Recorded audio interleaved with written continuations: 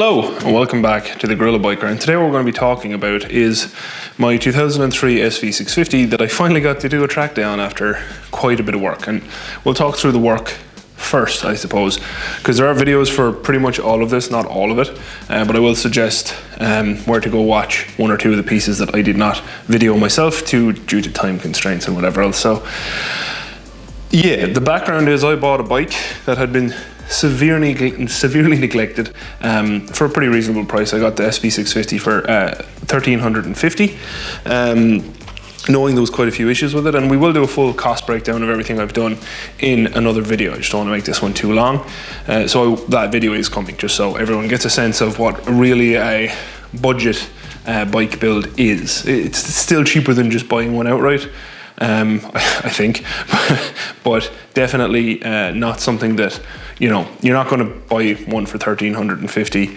and bring it straight to the track if you want it to work right and be safe. And I didn't even do everything I should have done before my track day, and we'll get to that. So what have I done to the SV? We put a YSS rear shock on there. Probably, honestly, the biggest change to the bike, because it transformed how the stock shock was like a pogo stick. And if anyone wants mine, let me know. You can have it for like $20 because I will never use it again. I bought the YSS shock from Traction Dynamics. Dan in there gave me a lot of help. I probably drove him insane. I asked a lot of questions, but you know, it's a big purchase for me, so I like to be 100% sure of everything. And that has worked great. We also rebuilt the front forks. I say we as in we, you know, everyone on the channel. And this is not on the channel, the YSS rear shock replacement, because I got it the day before I was due to go to the track, so I didn't have time to record it. We did rebuild the front forks with Racetech springs, different spacers. Racetech supply you spacer stock, and I made them, and new fork oil, which was 20 weight as suggested by Racetech. They worked also really good. The bike felt great. However, the stock suggested preload from Racetech, I did end up maxing out my adjusters because I was using all of the front fork travel, like literally all of it. The zip tie that I put on there was all the way up to the lower triple, basically. So not basically, literally all the way up to the lower triple. And brakes, so we rebuilt the front brake caliper, rebuilt the rear brake caliper, rebuilt the brake master cylinder front and rear, and did all new Spiegler brake lines, and then obviously bled everything. I also did buy a new brake fluid reservoir because the stock one that came on this was like really small and I couldn't actually see where my level was, and I like to have a little bit of expansion room, especially on a track day when you're going to be using your brakes heavily a lot.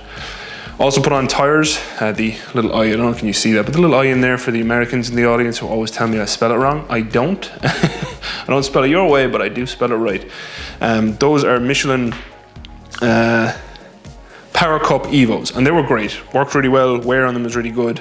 Definitely regret not getting something like that for the Z900 instead of the Q5s. And there's a video coming on the Q5s too, because honestly, I wouldn't recommend them. Grip is great, but longevity, no. But there's a video coming on that. Chain and sprockets, bought them from Sprocket Center. Again, really like Sprocket Center as a company. I've bought the chain and sprockets I did on the CB750, on the V-Strom, on my friend's V-Strom, and now on the SV650 from them. When I do the Z, it will also be from them. Really, really good, really easy to figure out what you want and to buy it. I did a zero gravity screen. I bought that from STG. Great company also, really like buying stuff off them. All the brake stuff, by the way, I bought from STG as well. That's Sport Bike Track Gear. If you Google like STG motorcycle, you'll find their website. A fairing stay, which was from Robem Engineering, also really good. Matt there, again, did communicate on email with me, and we got that fitted. One thing to note, the Robem Engineering fairing stay is supposed to work kind of like smoothly. Why did that turn off? Smoothly with the stock fairings, and I mean, you can make it work, but it's not 100% perfect. You do have to do a little bit of wiggling yourself. We also replaced the radiator with a GDI radiator that I bought on Amazon. It's worked great. I did delete the fan because the fan from a 2003 does not actually fit the radiator because it's for the later it fits, the radiator fits fine, but the earlier fan does not fit that radiator because it's for like the later pattern radiator fans, and radiator fans are really expensive and you don't really need one on track. So I didn't bother trying to fit it up. Weight saving, you know, because clearly I need to save all the weight I can. Oil and filter, obviously. There's Motul 7100 in there. We'll get to the fuel tank in a minute. And also spark plugs. Just did the standard spark plug. So it worked really good. Bike worked really good. Not upset with anything I put on there. Track day went really well. At the end of the video, I'll do like the best lap I can find on my GoPro. Unfortunately, when you press quick record on the GoPro, it turns out the GPS does not work. So I missed all the nice overlays this time, unfortunately. Next time we'll make sure to get them. And yeah, I'll put up the best lap. The nice thing was, even when one of the laps I've looked at, I haven't looked at them all yet, but one of the laps I looked at, I was in the wrong gear for a good like third of the lap. Just by accident, because I don't have a gear indicator on this bike and I was still learning it. And I still actually matched and exceeded the best lap I'd managed on the Z. Now, a lot of that was because I could carry more corner speed because I wasn't grounding out my foot pegs. I'm very tempted to get rear sets for the Z and take it back there next year and see what it can do. Let me know, do you want to see that? Because I feel like there's a lot more in the Z if I could just actually not ground out the pegs on the ground. But yeah, day went really well. Like I said, I'll do lap comparisons at the end. You don't need to see that yet.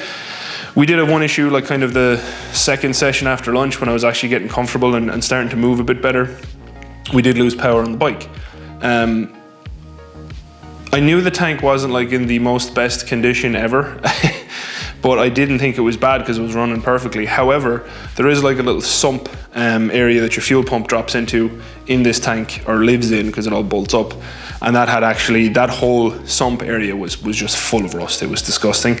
So it did get starved of fuel. Only at one point on the track every time, which was the final corner leading onto the straight. And when you lose power as you're leaned over and actually trying to wind on the throttle, it's not the most pleasant feeling. So I did pull in, and thankfully I did immediately, because as it turns out, I would have probably done damage. Thankfully, I did pull the plugs. Everything looks good. I don't think I ran it too lean or anything, and the bike still sounds great. So I think it's a happy engine. We're going to run it at Arbor at the end of this month and see. And yeah, so the fuel tank was the issue. It was rusty, so I did rebuild the whole fuel pump assembly, cleaned everything out, and did rust treatment on the fuel tank to get all that out of there. I will say Steve Buchanan, he just retired this year from racing. He has a really good video on the fuel pump rebuild, so I will link that in the description, because I checked to see was there a good one out there before I went to the trouble of doing one, and there was, so I didn't bother remaking it, just because honestly a lot of those maintenance videos don't get great views. So, you know, I was like, I could either do this and do it in a quarter of the time, or I could try and make a video and do it in, you know, a lot longer. So I didn't do that. But yeah, the lap that I've seen so far was 144, which is not setting the world alight by any means. I'm not that fast. I never claimed to be that fast. But let's get into, like, is the SV650 a good track bike? I think it's probably something I should have done years ago. It was actually Chris Gray, who you might know if you've watched all the videos throughout the years. He's racing now in Ireland again, and at the time, he still is a coach also for Bike to Bike in Mondello.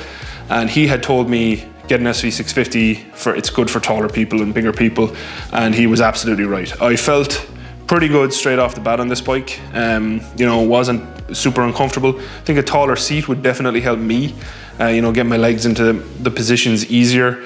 But overall, I mean, SV650, which is down here, by the way, just you can't fit everything in the frame. SV650 was really, really good. Highly recommend it to anyone who's like beginning on the track or whatever else, because it is a pretty easy entry-level bike. There's a shed load of parts available for them. They themselves are pretty available to buy, and I think you'll have a lot of fun in them. Straight line speed, obviously, it's not going to be there, but it's certainly not too slow at all the rest of the points on the track. The thing that was slowing this down a lot more was me. Confidence-wise, just wasn't there. I'd never ridden it on the track before. And obviously it being completely freshly built with a lot of things like suspension, brakes, chain, everything that is kind of important and you don't want to go wrong. I had done all that, so I also was being careful in that sense. But yeah, for like an entry-level fun bike to learn a lot of stuff on as well, I think an SV650 is a great shout. And hopefully next year I'll be doing some, at least endurance racing on this. I'll have to do some club races to kind of, I think, qualify first to be allowed to do those. But yeah, that's the plan. Hopefully we'll actually get a few races, depending on funds, because obviously to do that is going to be expensive. But yeah, I would recommend it. It's very fun, very easy to throw around. The brakes, I never felt like I was running out of brakes, to be honest. Obviously they're not as strong as the brakes on the Z900RS because they're a lot older. I did keep everything stock, one, for cost effectiveness, and two, because depending on the classes I run in next year, if I run in any classes at all, obviously keeping the bike as stock as possible does, you know, kind of give me more flexibility in what I can and can't race. And I don't really care about winning. I'm too big to ever win, to be honest. I'm too heavy. I'm not going to be competitive with people who are younger, more flexible, lighter, and more talented. But I hopefully will have a lot of fun. So that's the intent. And yeah, like I said, it's honestly a great track bike. I had a lot of fun. Everything worked, which was the key thing. And like I said, if you want to see any of those pieces that I've done, all the brakes are on YouTube, all the brake videos. The Racetech fork, the fork rebuilds are on YouTube. I think I put the tire fitting on YouTube. I think that might be in the Rabaconda review maybe. Chain and sprockets, that's not on YouTube, but I have other chain and sprocket videos that are exactly the same, so you could look at that. Oh, I did do a 520 conversion as well, so I have the smaller, thinner chain, less rotational mass, etc. The radiator's not on YouTube. The oil and filter is, spark plugs is. So yeah, there's plenty there. And honestly, I've covered pretty much everything there, including, you know, bleeding a radiator, refilling a radiator. And I did put like water and redline, water wetter into this. So obviously so that if I spilled any, it wouldn't ruin everyone else's day. But yeah. Oh, and I did put 90-degree valves in for ease of tire pressure checking, and I did change the air filter, of course, as well. So yeah, overall, very, very happy with this bike. The first day on track was more so a testing day, see how everything felt. And the only thing I really came out of that wanting was rear sets, because the left-hand foot peg got quite floopery throughout the day. I think it was dropped on and it's worn. So I did buy Vortex rear sets, and I'll be fitting them soon, and there will be a video on those too. So yeah, that's it. Like I said, I'm going to leave these up here. I'll do a little cost breakdown of how much it would cost you if you bought an old kind of clapped out SV650 and brought it back for track readiness, we'll say. Because that was the intent of this. I never had any intention to put it on the road. It's pretty stripped out. It doesn't have headlights anymore, etc. Obviously no radiator fan, which you definitely need in traffic, but not when you're out on the track. Temperature's always stayed good. There is a nice temperature reader on there. So yeah, that's it. I will now let you watch some track times. I probably won't speak over them, and or maybe I will. And yeah, basically the one thing to look for is what I'll do the best complete lap that I could find that I did time-wise, and then I'm going to compare the sectors from the entirety of a lap that I felt like I was going well on when I lost power and pulled in. So we'll see, was I on for a better lap? Because the only bits that I was actually missing was pretty much the straight, the turn into the straight and the straight. And honestly, you're not going to mess up the straight. You're just pinning the throttle and changing gear. So yeah. Do I think it could use a quick shifter? Quick shifter would be nice. Do I think it could use the taller seat? Like I said, yes. And I do also plan on hopefully getting actual race fairings from Hot Bodies maybe at some point too, to just clean up the look and you know, make it a proper race bike. But yeah, we'll see. So yeah, lap time now, and yeah, that's pretty much it.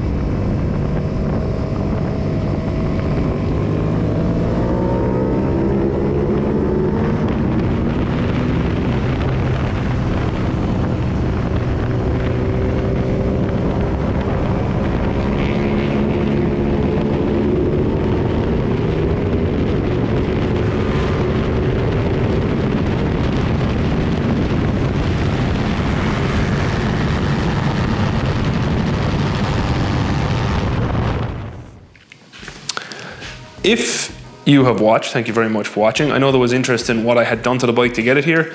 This is just a literally real quick run through that I had a great time. And oh, by the way, it was at NC Bike with N2 track days. Highly recommend NC Bike, and I recommend N2 track days as well. I've never had an issue with them, and I've done, I think this is the 3rd track day I've done with N2. So yeah, pretty happy overall. And I was running in intermediates, just to let you know. So yeah. So hopefully anyone who is interested in what I'd actually done to the bike to get a track ready, quite a lot. Over winter, I'm going to do valve check and everything else. Again, it's just a time thing. I'm going to trust that the bike's fine. It sounds fine. I'm not worried about it. But definitely to do everything and get the correct shims that I might need, and chain tensioners, etc, etc, etc. I'm just going to run it, and it should be fine. And if it's not, well, I'll feel bad that I made that decision, but time will tell. So yeah, if you watch, thank you again for watching. As always, a very special thank you to all of my patrons. Patron support did help fund some of this bike. My YouTube earnings for the entire year went into buying tires and tire warmers. YouTube doesn't pay that well, but yeah, it was actually pretty amazing to be able to put that money and just buy tires and tire warmers, because otherwise, honestly, I would not have been able to do that track day. So you watching this video right now, if you've watched any other videos, I suppose, you made that happen. And thank you, because I had a great time. And yeah, that's it. Like I said, thank you again. Adios. Outro crew. Would you ride an SV650 on track? If not, why not? There's funny memes and whatnot out there on the SV650 being like a pleb bike for the track, but I mean, everyone has their own budgets. If someone's out there in an RSV4, I'm not angry at them. I'm just like, yeah, I wish I could afford an RSV4 for track, but I can't. And an SV650 is currently the best I can do, and I'm very happy with it. So if you were considering an SV650 and you would get it, yeah, just get it. They're so much fun, easy to work on. Highly recommend.